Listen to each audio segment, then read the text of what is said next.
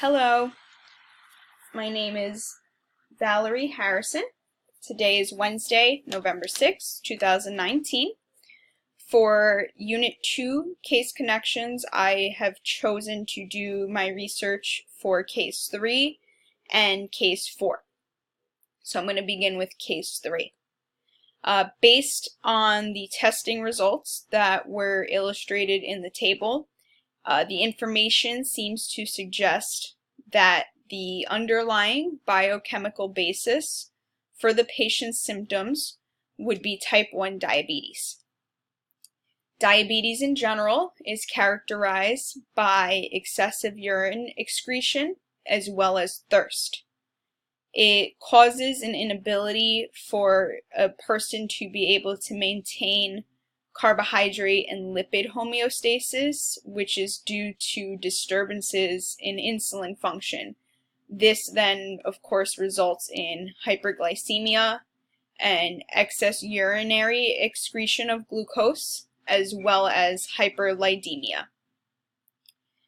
Type 1 diabetes is actually caused by a loss of insulin production by the pancreas, and it's generally diagnosed at an earlier age.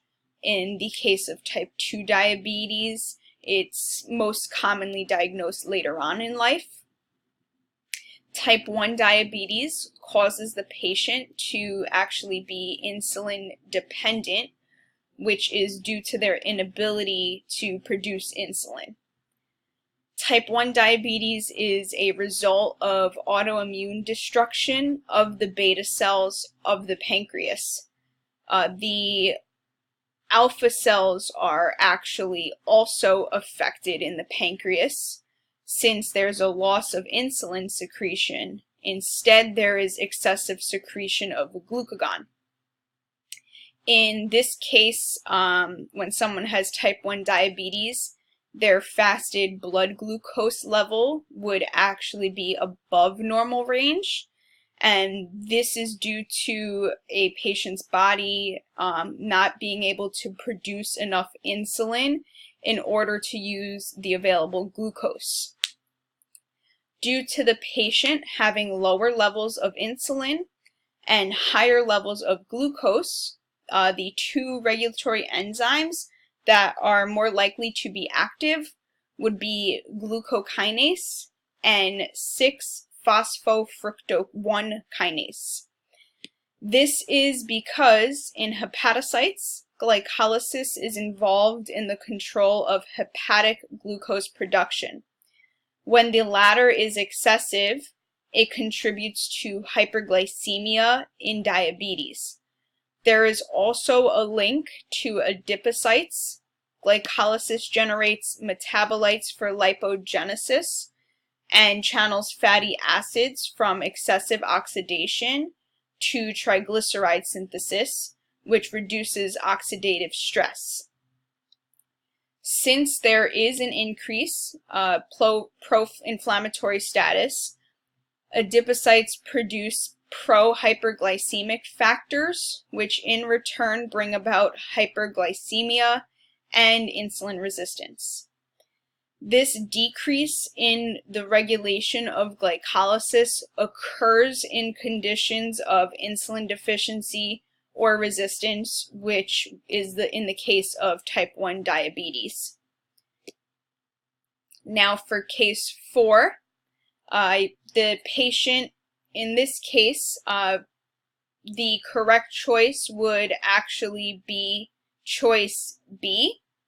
My reasoning for choice A not being the correct answer is because breast milk, which the patient has been consuming for 2 months, is a combination of glucose and galactose. Fructose is actually found in sucrose, which would be in the case of formula and not the mother's breast milk, which I obtained this information from lecture 7.3. Answer B would also not be the correct choice because the patient in this case is 2 months old.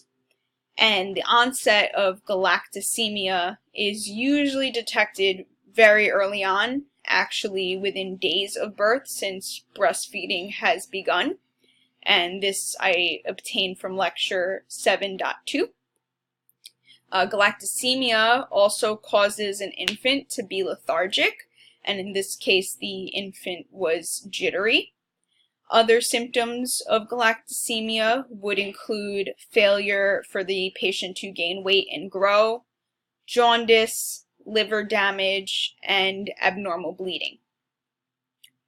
Choice D would also not be correct, because patients that have glucose 6-phosphate dehydrogenase deficiency causes a breakdown in red blood cells, also known as hemolysis.